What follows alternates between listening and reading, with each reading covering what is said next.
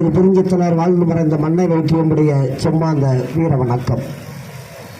சாதி ஒழிப்பே தமிழ் தேசத்தின் விடுதலை என்று முழங்கி தமிழ் தேசத்தின் விடுதலைக்காக தன்னை முழுமையாக ஒப்படைத்துக் கொண்டு எப்படி தமிழீழ தேசத்தில்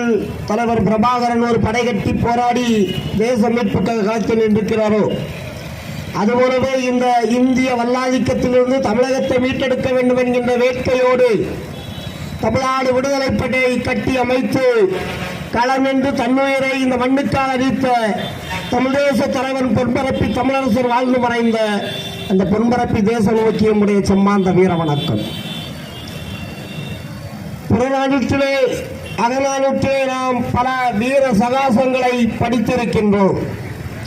கேள்விகள் பெற்றிருக்கின்றோம். ஆனால் அதையெல்லாம் பண்டார வன்னியனையும் எல்லாளனையும் ராஜராஜ சோழனையும் ராஜேந்திர சோழனையும் நம் கண் முன்னால் கொண்டு வந்து நிறுத்திய தமிழகத்தின் கரிகாலனையும் நம் கண்ணு முன்னால் நிகழ்காலத்தில் இவர்களை எல்லோரையும் போல் வாழ்ந்து காட்டிய தென்திசை கண்ட வேங்கை மேதகு பிரபாகரன் வாழ்ந்து